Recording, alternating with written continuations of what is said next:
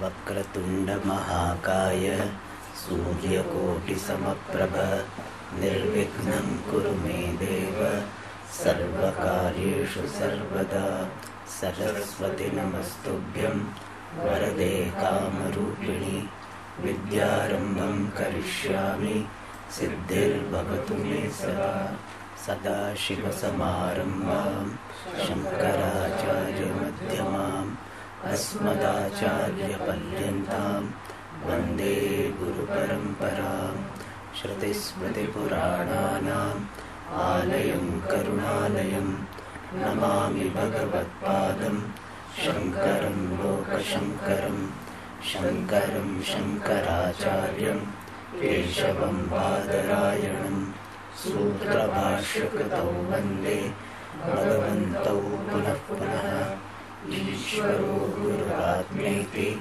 मूर्तिभेदविभागिने व्योमवद्व्याप्तदेहाय दक्षिणामूर्तये नमः।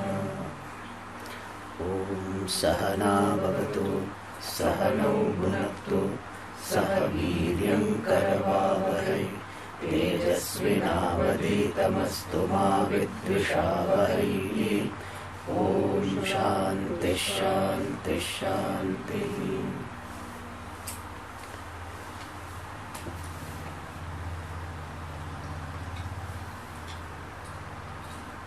Generally, we start the discussion on any text of Vedanta. We start with Purushartha Vichara. And we talk about 4 Purusharthas: Dharma, Artha, Kama, Moksha. And then we say that Moksha is the Parama Purushartha, because that puts an end to my struggle to attain anything in life. Therefore it is Parama Purushartha. And this Parama Purushartha is in the form of freedom from sense of limitation. And sense of limitation will go when I find myself to be limitless. And limitless cannot be the result of karma, because the karma is limited, therefore result will be limited, therefore it cannot be limitless. And therefore there is only one possibility, that I am limitless, but I do not know myself to be limitless. How am I limitless? And therefore our problem is due to ignorance, and ignorance can go by knowledge. Therefore this moksha is by knowledge. We take so many classes for that, but finally we come to this, that jnanena mokshaha yataha ajnanena bandhaha. These are the fundamentals of Vedanta. And jnanam is by pramanam, means of knowledge. And we talk about 6 means of knowledge. Out of this, the first 5 are not used here because they are meant for knowing the object. And therefore only pramanam left out is Shabda Pramanam. In Shabda also there is Laukika Shabda and this Vedika Shabda. So Laukika Shabda being based on other means of knowledge, that also will not be applicable, and therefore we are left with Vedika Shabda. And in that Vedika Shabda also there are 2 types of Vedika Shabda. One is Karma Kanda Rupa, other is Jnana Kanda Rupa. So that Jnana Kanda Rupa Vedika Shabda, otherwise called Upanishads, they are the pramanam for knowing the self, which is the means for moksha. And this Vedanta, otherwise called Upanishad, which will be talked about here, is the primary means of knowledge. And based on Vedas or Vedanta, there is Bhagavad Gita, which also is considered to be pramanam for knowing the self. And Brahma Sutra, which is analyzing these Vedanta Vakyas, they are also included in the study of Vedanta. Thus, Upanishad, Bhagavad Gita and Brahma Sutra, these three are considered to be the important text for getting the knowledge of myself being limitless. They are called Prasthanatrayam. Therefore, when we say we are studying Vedanta, primarily it means studying this Prasthanatrayam. In fact, primarily it means only Upanishad. I am studying Vedanta means I am studying Upanishad. But by extension, Bhagavad Gita and Brahma Sutra also are included. But to study this Prasthanatraya very well, we have some texts written by the Acharyas called Prakarana Granthas. So Prakarana Grantha, generally they give the translation introductory text. But better translation would be expository text. Means the texts which are explaining the terms and the prakriya used in Prasthanatraya. Those texts are called Prakarana Granthas. And we have got several Prakarana Granthas. The most popular one, especially Pujya Swamiji and Kailash Ashram have made, is Tattva Bodha. In Kailash Ashram, the first two texts studied are Tattva Bodha and Atma Bodha. They have got a book, Tattva Bodha, Atma Bodha. And this Tattva Bodha explains the terms and also explains the prakriya. But there are some other texts, Prakarana Granthas, like Viveka Chudamani, then Tattvopadesha. So like that we have got in the Prakarana Dvadashi. So Sadhana Panchakam also is considered Prakarana Grantha. Manusha Panchakam Prakarana Grantha. And one such Prakarana Grantha is Vedanta Saraha. Vedanta Sara is elaborate version of Tattva Bodha. Some more terms are explained, some more prakriyas are explained, and more details are given. So format is of Tattva Bodha in a way, but it is elaborate version. And further elaborate version is Viveka Chudamani. So if we put it in the graph, in the scale of elaboration, Tattva Bodha, then Vedanta Sara, Viveka Chudamani. So Vedanta Sara is one of the important and well-known Prakarana Granthas. In fact, when we started our course in Baroda, we started with Vedanta Sara. One reason was that we had already studied Tattva Bodha. So and Swamiji, he knew it, and therefore we started with Vedanta Sara. So it is a good Prakarana Grantha where this elaboration of the technical terms and prakriyas is done. And this Vedanta Sara is written by Sadananda. The Acharya who has written is Sadananda. And on that there are two commentaries which are well known. One is called Subodhini by Nrsimha Saraswati and Vidvat Manoranjani by Ramatirtha.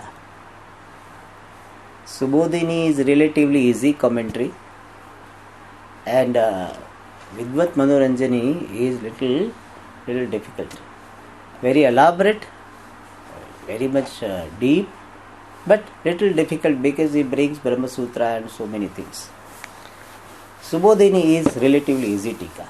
So when we were studying, we were referring to Subodhini. There is a book in that both the tikas are given. It is edited by Jacob, the one English author. And Vedanta Sara with these two commentaries, sometimes they are studied with commentaries, sometimes even without commentaries. And this Vedanta Sara is in a prose form, except the first two shlokas of prayers. So the whole thing is in prose form. And originally it was not having any division. It just continued. But later on, some acharyas divided this entire text into 5 or 6 chapters. In English book they have given 6 chapters. A translation, and other books also they give 6 chapters. In this also they have divided Vedanta Sara into 6. So you can see the number. It will come. The page number 3, that number 2 comes. And then afterwards number Page 3. 20. Huh? Page 20. Page very far up. Okay. 12. No, 12. Before that it should come. Page number 10. The topic number 3, chapter number 3 comes. Last line. Page number 10, you see, last line 3. Then 4th comes. The page number 12 itself. Then 5th. And 5th comes on the 17th page, and then 6th comes on the 28th page. So the 6 chapters are there. It has been divided by some authors. But the division is based on the topics. It is not randomly done. The 6 topics are covered. Therefore, he has divided into 6 chapters. Just you may be wondering, so I will give you these chapters. The first chapter is Anubandha Chatushtaya.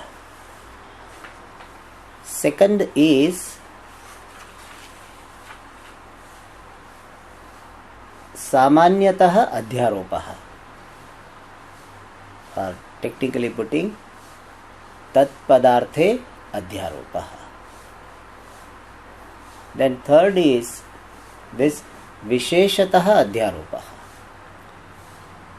Tvam Padarthe Adhyaropaha.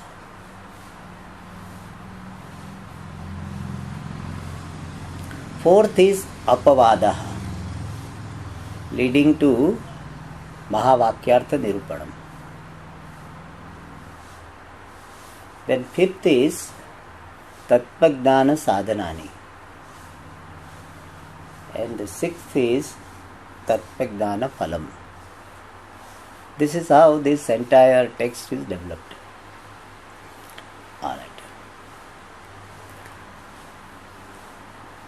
And one beauty of Vedanta Sara, or extra point of Vedanta Sara compared to Tattva Bodha, is here many quotations of Vedanta Vakyas are given. In Tattva Bodha, ideas are given based on Vedanta only.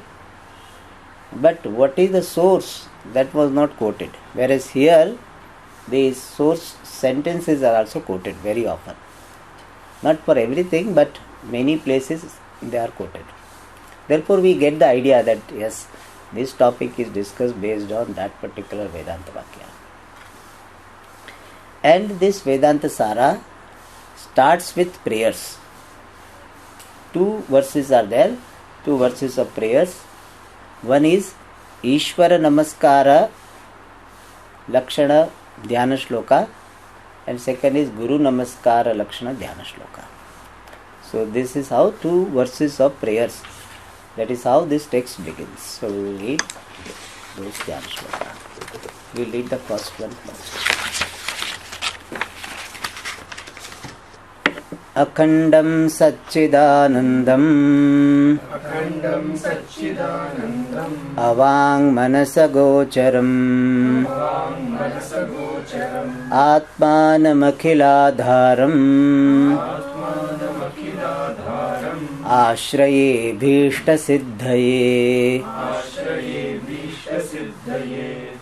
Akhandam Satchidanandam Avang Manasagocharam Atmanamakhilādharam Ashraye Bhishta Siddhaye.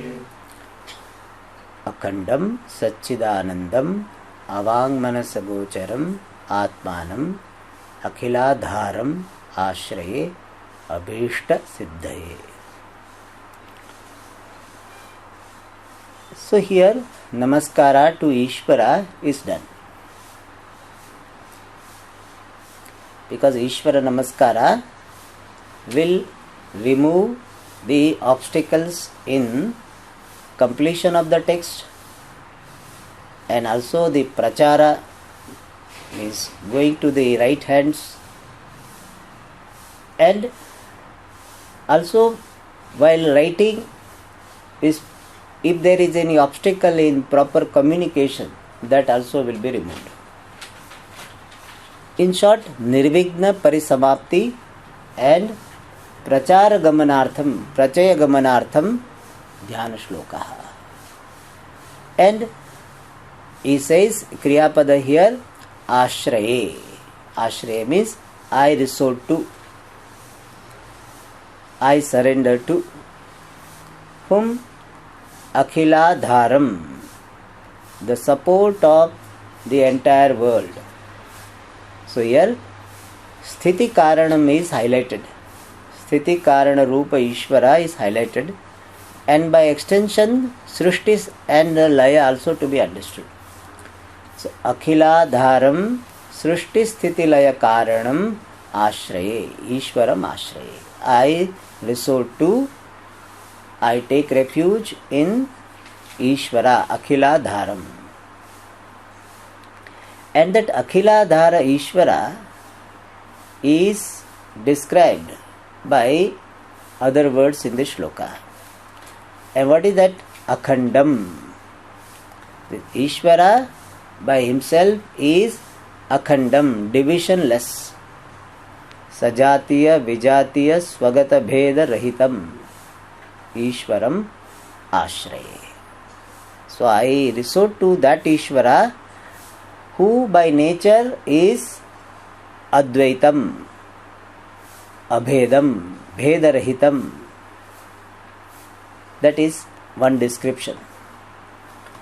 And what is his nature? Further described, Satchid Anandam. So we have studied Sat means Badharahitam, the existence which is never subject to negation. That is Sat, existence. And Chit, that which is consciousness, the pure Jnanam, Shuddha Jnanam, Nirvishesha Jnanam, Nirvishaya Jnanam, that is called Chit. In Tattva Bodha, Jnanam is what? Chit Kim? Jnana Swarupa. So that which is of the nature of Jnanam, unqualified Jnanam, Nirvishaya Jnanam, means which is not a quality of the mind which is manifesting through the mind. That Chit. And Anandam. Anandam is that which is fullness and the basis for all experiential happiness. That is Anandam. So Satchid Anandam Ishvaram Ashraye. Alright. Further, Avang Manasa Gocharam. Gocharam means objectifiable. Vang Manasa Gocharam means objectifiable by the Vak, words, and Manas, the mind. And Avang Manasa Gocharam means not objectifiable by Vak, the organ of speech representing words, and Manas, the mind. Means this Tattvam is not available for objectification by words or the mind, because it is not the object. Object alone can be objectifiable, and since it is not an object, it is Avang Manasa Gocharam. And technically we have seen what is the meaning of Avag Gocharam. Yato Vacho Nivartante Shabda Pravrutti Nimitta Rahitam. That which is not available, that which is not having the basis for the operation of words, Jati, Guna, Kriya, Sambandha, Rudhi, Rahitam. So that is Avag Gocharam.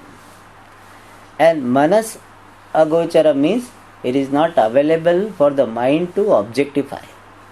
Idantaya agocharam. So people have one of the great difficulties in Vedanta pursuit, and that is they somehow want to conceptualize this consciousness. So how is that? How is that? Is it like a thin layer of some fog or something? Mist? Some particular concept we want to have. So, and they are, whatever concept they have and they bring it to the teacher, then Acharya said, no, it is not like this. Not like this. So when I was doing this Vedanta class in the college, that time one student, co-student, he brought the idea. He said, how about we have Brahman, we can draw by one figure with continuous line. In engineering, continuous line means it indicates it's continuous. So he said, how about one figure we draw with continuous line? I said, that's a great thing, But then Swami Brahmatmanand told that whatever continuous line you draw, it will be expanding in that form only. Suppose you have made rectangle. So what will you understand? A limitless, a boundless rectangle. So rectangleness you will not give up. Therefore, this Brahman cannot be presented by any figure. What we do generally, we want to present Brahma, we write Om. So whatever we want to say about Brahman, so we put Om. So people, they may think that Brahman is of the shape of Omkara. There is no such thing. It is not available for objectification. That orientation remains for very, very, very long time. That I want to conceptualize Brahman as some object. Somehow, that particular desire lingers for very, very long time. And one has to let go by knowing fully well it is not a particular object. And therefore, avang manasa gocharam. I used to wonder that why Vedanta is so much after this. It cannot be objectified. Yat chakshusha na pashyati, yat shrotre na shrunoti. Why, so much Vedanta he understood, But this idea is there almost in all Upanishads. Na chakshusha grihyate na api vacha kathopanishad. Almost all Upanishads will be saying this. It cannot be grasped, cannot be grasped. So, more than how it is to be grasped, they say it cannot be grasped like this. It spends time more on that. So I used to wonder why so much fuss. But now I understand that people have strong orientation of objectifying this reality. Somehow we consider it as some object in some manner. And therefore every now and then Upanishad has to say, and that here also avang manasa gocharam, so that we don't try to objectify and we don't get false satisfaction that we understood Brahman, I saw light or something and then understood Brahman. Therefore every now and then avang manasa gocharam. But somebody may think that etadrisham brahma nasti eva, that which is akhandam, that which is avang manasa gocharam, and therefore it is said atmanam. It is available as the self, it is available as you. So atmanam ashraye. So that akhiladhara Ishvara is available as atma, as the very self. So oneness also is indicated here. Atmanam by samanadikaranyam. Atmanam akhiladharam ashraye. So that Ishvara is available as the very Atma, Jivatma, or otherwise we call Pratyagatma, is available. Ashraye. Here Tikakara says, Ashraye means what? Ekatvena pratipadye. So I appreciate Ekatvena pratipadye ityarthaha. So finally, Namaskara in Vedanta is resolving into appreciation of oneness. So dissolving the individuality itself is the final namaskara. That is the namaskara. So ekatvena pratipadye ashraye atmanam. And immediately speaking, surrender to Ishvara, which is a form of prayer and which will bring about this abhishta siddhi. Therefore it says abhishta siddhaye chaturthi. For the accomplishment of the desired end. That is called abhishta siddhi. Abhishtasya siddhi, abhishta siddhi tasyai. So abhishta siddhaye ashraye. And what is the abhishta siddhi? Abhishta he says, generally we say abhishta siddhi is nirvignena parisamapti, grantha samapti and prachaya gamana. Alright. Here Vidvat Manoranjani he says Shastrartha pratipatti, anyatha pratipatti, vipratipatti, nirasa lakshanam, artha sangraha samarthyam. That is abhishta. Means what? Shastrartha apratipatti, not understanding the content of Shastra, or anyatha pratipatti, understanding in a different manner, or vipratipatti, opposite understanding. Tasya nirasa. So nirasa means removal. Removal of that is brought about by a particular strength, and that is called artha sangraha samarthyam. Yatha shastram artha sangraha samarthyam. The capacity of capturing the meaning of the shastra as per the shastra, which is characterized by absence or removal of apratipatti, anyatha pratipatti and vipratipatti. In simple words, clear understanding, the ability to understand things as it is and ability to present it as it is. That is called here abhishta. And tasya siddhaye, for accomplishment of that, ashraye. So Granthakara is also praying that let my presentation not lead to apratipatti, anyatha pratipatti or vipratipatti, and for that purpose ashraye. So when Granthakara is writing this Grantha, he is accepting Ishvara, even though Ishvara is not separate from oneself, but Vyavaharika Drishtya Ishvara is accepted and it becomes the altar of prayer as well. So ashraye abhishta siddhaye. Many people will have this question that why the Granthakara is supposed to be a wise person. Then a wise person, how can he pray? A wise person, when he is writing, he is accepting the Vyavaharika reality and he can pray. There is nothing wrong in it. And also they give one more reason for prayer.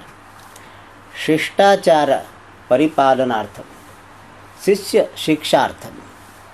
So to follow the particular custom, convention of offering prayer in the beginning of any undertaking, the Shishtachara paripalanartham also prayer is done. And Shishya shikshartham, for teaching the disciples that when you take up anything, prayer is useful, and therefore this Dhyana Shloka is put in the beginning of the text. Alright. Now, this is Ishvara Namaskara Lakshana, this Dhyana Shloka. Now, Guru Namaskara Lakshana Dhyana Shloka is given. Arthatopyadvayanandan Atitadvaita bhanatah Guru Naradhya Vedanta Saram Vakshe Yathamati. Arthatopyadvayanandam Atitadvaita bhanatah Guru Naradhya Vedanta सारं वक्ष्येयथामति अर्थतः अपि अद्वयानन्दान् अतीतद्वैतभानतः गुरून् आराध्य वेदान्तसारं वक्ष्ये यथामति. So main sentence is Vedantasaram Vakshi. I will talk about Vedanta Sara, the essence of Vedanta. I will present this Vedanta Sara, the text Vedanta Sara, or the essence of Vedanta Vakshi. And when will I say Aradhya? Aradhya means having worshipped mentally Aradhya Guru, the teacher. Here, even though he refers to his own Guru, whose name is Advayananda, but he uses plural, Manarthe Bahuvachanam. So, Gurun Aradhya, that is a tradition. They use the plural for even one person, and respectable person is there, then they use plural. Atra bhavantaha, they say. Atra bhavantaha. Atra bhavan, atra bhavantaha.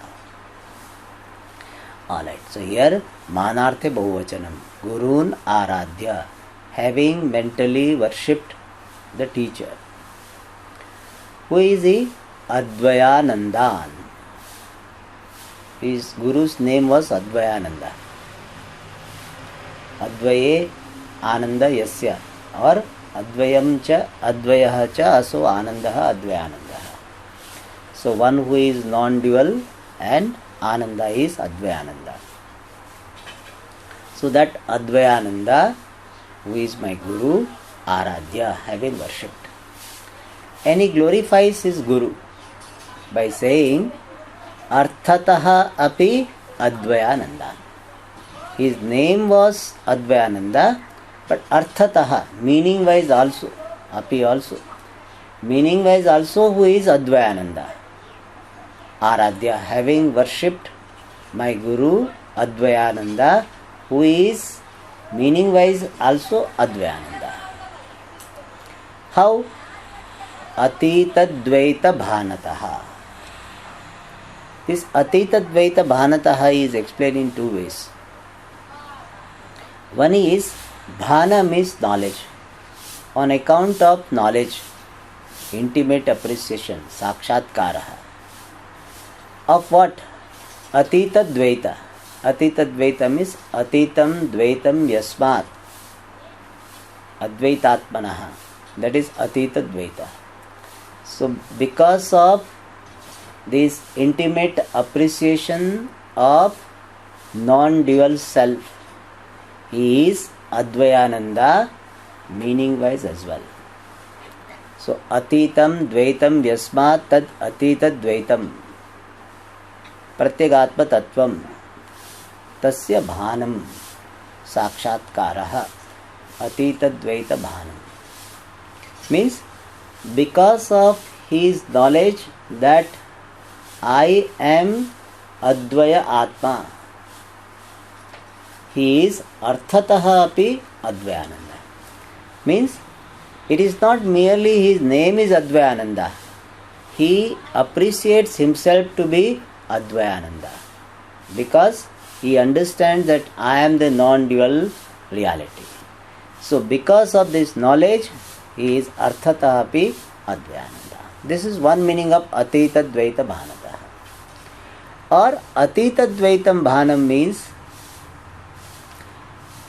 the one who is free from the idea of duality. That is Atitadvaita Bhanataha.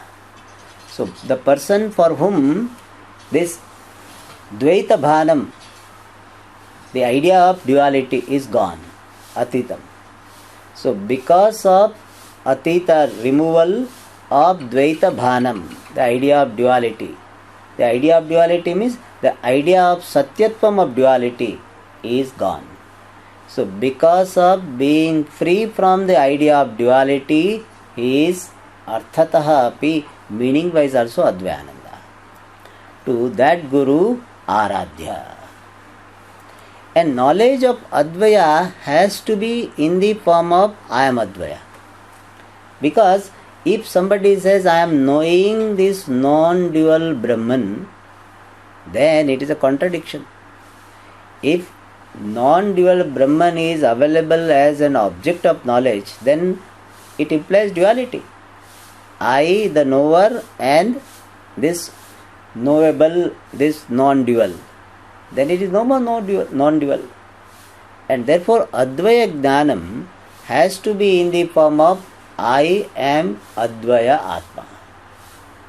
And therefore this Guru who is knowing Advaya Atma, he is meaning wise also Advayananda. It is Advaya and Ananda. Therefore Advayananda. So having worshipped mentally the Gurus who is meaning wise also Advayananda, because of being free from the idea of duality or because of the knowledge of non-dual reality. And having done that, Vedanta Saram Vakshe, I will present Vedanta Saram. Vedanta Saram is Vedantasya Saraha, Vedanta Saraha. Tam. So I will talk about the essence of Vedanta. Now what is essence of Vedanta? One way we can say Mahavakyartha is the essence of Vedanta. Tattvamasi, where Pujya Swamiji's words, all that is here is Ishvara, that Ishvara you are, that is a Vedanta Sara. So Mahavakyartha is Vedanta Sara. So I will present the essence of Vedanta in the form of the central message of Vedanta, that is you are that. Or this Vedanta Sara is presented very popularly in our tradition by that shloka, Brahma Satyam Jagan Mithya Jivo Brahmaiva Naparaha. Brahman is Satyam, everything which appears to be other than Brahman is Mithya, and I Jiva am Brahma. Therefore I am Satyam. Jivo Brahmaiva. Jiva is Brahma and Brahman is Satyam. Therefore I Jiva am Satyam. I Jiva am really Brahman, which is Satyam. So I am Satyam, Jagad Mithya. This is the understanding which is Vedanta Sara. That Vakshe I will present. And he shows his humility by saying Yatha Mati. Mati Manati Kramya Yatha Mati. Avyayi Bhava Samasa. So, in keeping with my capacity of communicating. Yatha Mati. As per my capacity, to the best of my capacity, of my understanding, of or my skill of communication. Yatha Mati Vedanta Saram Vakshe. In fact, everybody will tell a Yathamati only. But saying it in a particular way, saying in words shows his humility. But generally, some people may have this type of arrogance. I will tell you something which has never been told, and nothing will be excluded, and all this. This is Yathamati. In keeping with my skill or capacity of the mind to communicate. Yathamati Vakshe. So is a Namrata, humility is expressed. Alright. So here Anvaya, the first shloka Anvaya is Akhandam Satchidanandam Avang Manasa Gocharam Akhiladharam Atmanam Abhishta Siddhaye Ashraye. Alright. Then for the second one is Atita Dvaita Bhanataha Arthataha Api Advayanandan Gurun Aradhya Yathamati Vedanta Saram Vakshe. So these Dhyana shlokas are completed. Now he enters into this introduction to this topic and giving the Anubandha Chatushtaya. Anubandha Chatushtaya means points of introduction. And he starts with the definition of Vedanta, which is a very, very popular statement. Every now and then the Acharyas will be quoting this. Alright. Vedanto nama Upanishad pramanam Vedanto nama Upanishad pramanam Tadupakarini shariraka sutradini cha Tadupakarini shariraka sutradini cha Vedanto nama Upanishad pramanam. This is a very popular statement. Tadupakarini shariraka sutradini cha. So Vedanta means, nama can be translated as means. Vedanta means Upanishad, which is pramanam, which is the means of knowledge. So what is Vedanta? Vedanta is a means of knowledge known as Upanishad. So Vedanta and Upanishad mean the same. That's what he wants to say. Vedanta means Upanishad and it is a pramanam, means of knowledge. Vedanta, as Pujya Swamiji used to say, is a positional name. Vedasya antaha is Vedantaha. The end portion, the final portion of Veda is called Vedanta. And why do we specify in this manner? Because Vedas are divided into two parts in terms of subject matter, Veda Purva Bhaga and Vedanta. So Veda Purva Bhaga deals with karma, karma phala, whereas Vedanta is dealing with the knowledge of the truth of everything. And thus Vedanta is a positional name.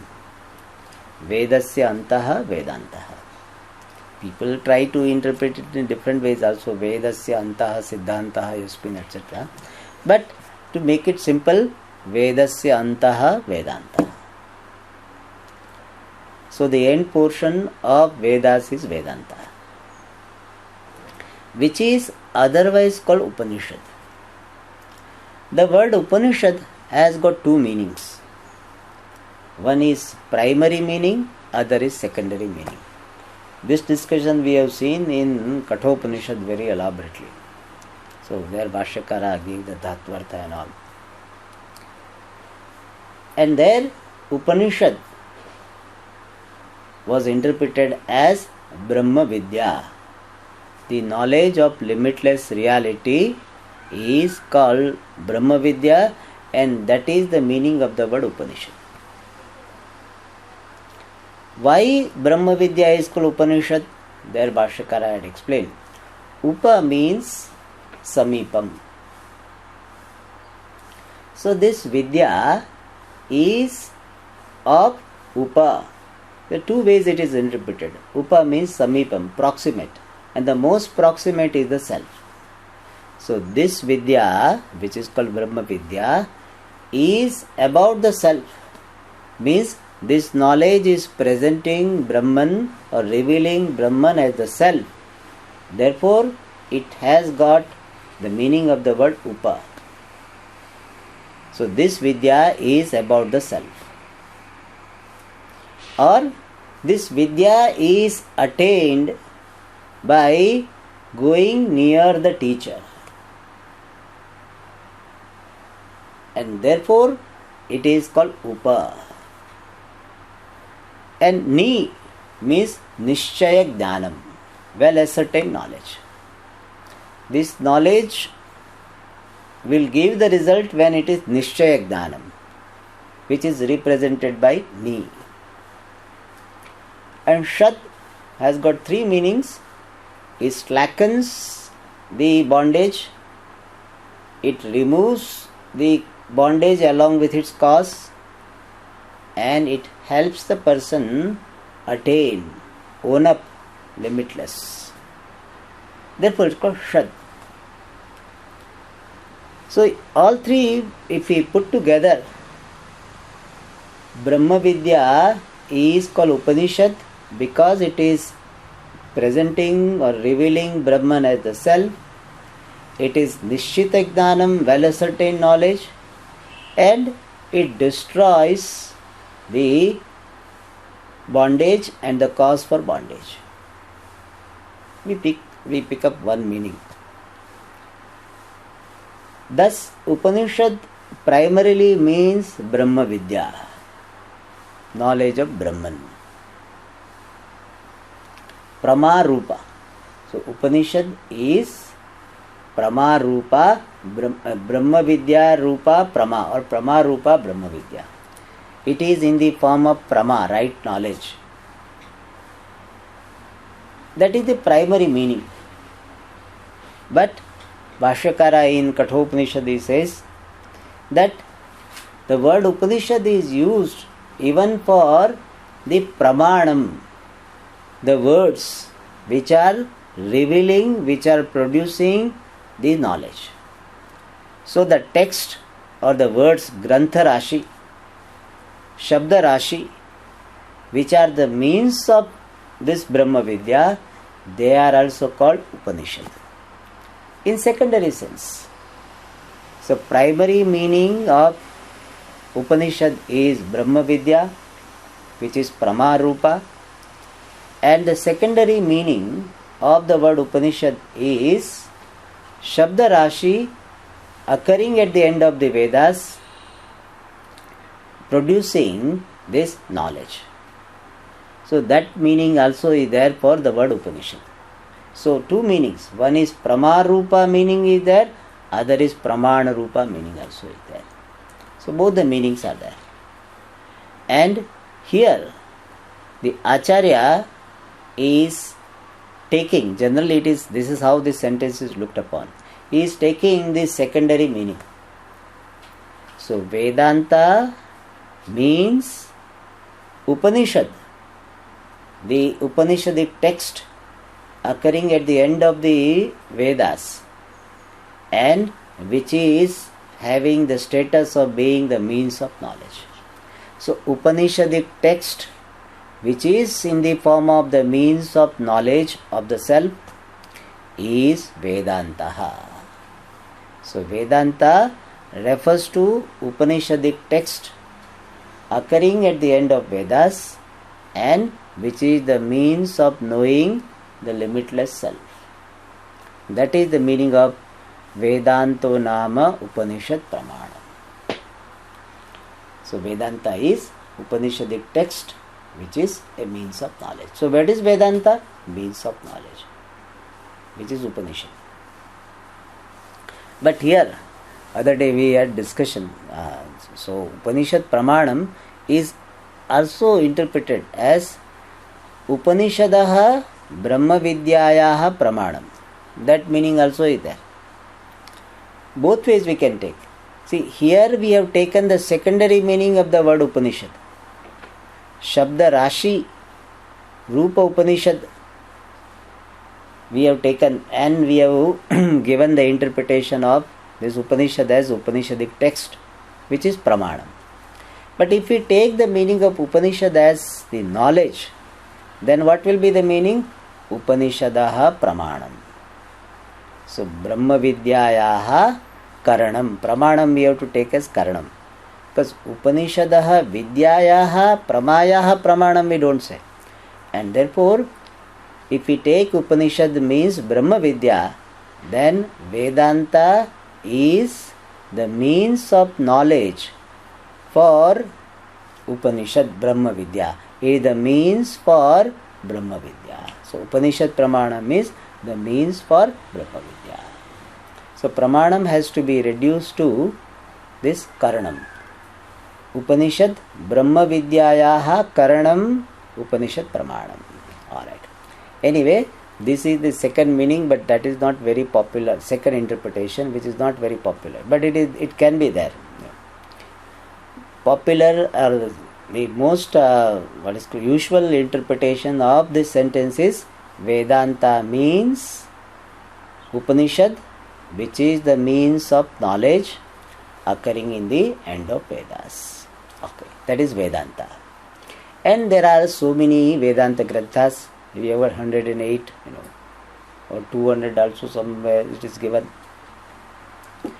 But 10 of them are very popular. Isha Kena Katha Prashna, etc. So they are called Vedanta. But here Acharya, the Sadananda ji says, not only Upanishadic text, which is Pramanam, is the meaning of Vedanta, Tadupakarini Shariraka Sutradini cha Vedanta. So Vedanta also means Shariraka Sutradini, Brahma Sutra. We have seen that when we saw this Brahma Sutra text, Brahma Sutra has got several names, Vyasa Sutra, etc., Bhikshu Sutras. One name is Shariraka Sutra. So Shariraka means Shariram eva Shariram and Sharire bhava Shariraka. So Shariraka means Jiva. So it is the sutra related to the true nature of Jiva. Therefore it is called Shariraka Sutra. And this Shariraka Sutra is what is the status? Tadupakarini. Tad refers to Vedanta, Upanishad. So Upanishad Upakarini, Shariraka Sutra Adini. So Brahma Sutra, Adi Padena Bhagavad Gita, Brahma Sutra, Bhagavad Gita, which are upakari, which are helpful in tat, in understanding this vision of Upanishad. Such Brahma Sutra, etc., are also called Vedanta. So by the word Vedanta, primarily what is suggested is Upanishad Pramanam. But by extension, Brahma Sutra and Bhagavad Gita, which are helpful in understanding the meaning of Upanishad, they are also included in Vedanta. So Vedanto Nama Upanishad Pramanam Tadupakarini Shariraka Sutra Dinicha means Vedanta means Upanishad, which is Pramanam, and also the Shariraka Sutra Dini, Brahma Sutra, etc., which are helpful in understanding that Upanishad. Alright. So first he explained what is meant by the word Vedanta. Primarily it means Upanishadic text, and by extension it means Brahma Sutra and Bhagavad Gita. Now he wants to say that Anubandha Chatushtaya of Vedanta Sara is the same as the Anubandha Chatushtaya of Vedanta. So whatever is Anubandha Chatushtaya of Vedanta is the Anubandha Chatushtaya of this Vedanta Sara. Why?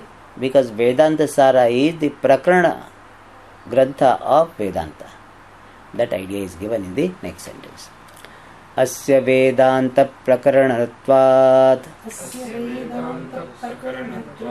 Tadiyaihi eva Anubandhaihi Tadvatta Siddhehe Nate Pruthagalochaniyaha. Asya means Vedanta Sarasya Granthasya, of this text called Vedanta Sara. Vedanta Prakaranatvat, being the Prakarana expository text of Vedanta, therefore Tadiyehi eva Anubandhehi, by the Anubandha, introductory points, Tadiyehi, belonging to Vedanta. Tadiya means Tasyai.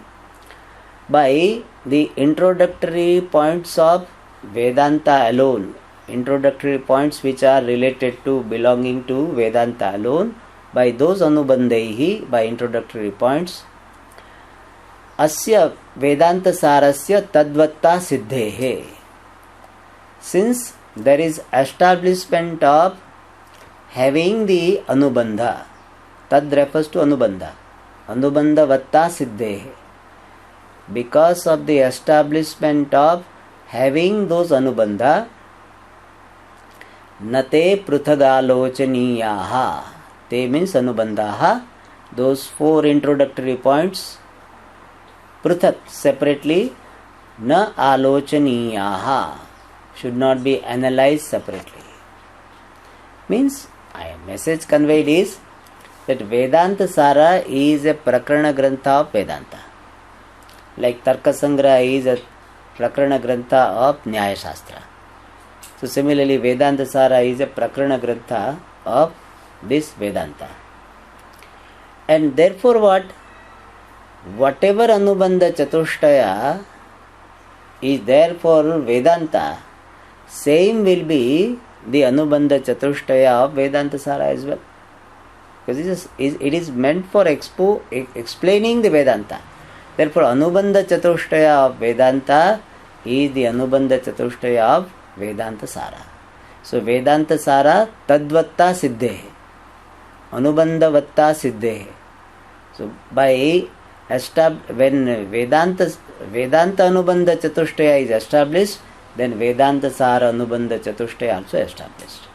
And therefore, Nate Pruthag Alochaniyaha. They should not be separately mentioned. That Vedanta Anubandha Chatushtaya is this, Vedanta Sara Anubandha Chatushtaya is this.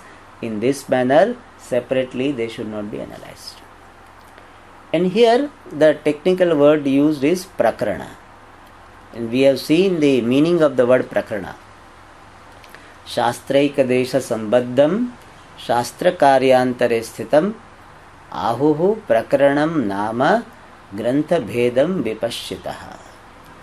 So the definition of Prakarana Grantha is given. What is that? Shastraika Desha Sambaddham.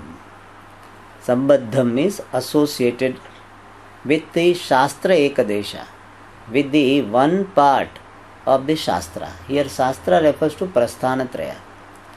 So Prakarana Grantha is the text, Grantha Bhedam, a particular text which is associated with dealing with one aspect or more than one aspect of the teaching of Prasthanatraya. In Prasthanatraya, so many topics are talked about. Upasana is talked about, Upasana Phalam is talked about, Gunopasamhara Nyaya is talked about. So many things are talked about. In Upanishads also so many topics are discussed. Creation from various angles discussed. Some Upasanas may be discussed. But all of them are not dealt with in Prakarana Grantha. Therefore, Shastra Ekadesha Sambaddham. Then somebody may say that if it is just one part of Shastra, then we will read Shastra, that time it will be covered. What is the use of Prakarana Grantha? Therefore it is said, Shastra Karyantare Sthitam. Sthitam means it remains. Shastra Karyantare. In this, the job which is other than the job of Prasthanatraya. Shastrasya yat karyam tad anyat karyam tasmin sthitam. So this whatever job done by the Prasthanatraya, compared to those jobs, the Prakarana Grantha is doing some extra job. Main job is the same. Main job of the Prasthanatraya and the main job of this Prakarana Grantha is the same, revealing the vision of non-duality. So in the Mukhya Karya there is no difference. Both of them are meant for the vision of Advaita, vision of limitless reality. But in secondary function, Prakarana Grantha has something extra. And what is that? Prakarana Grantha will be elaborating some topics, answering possible doubts, giving more examples. And that is called Karyantara.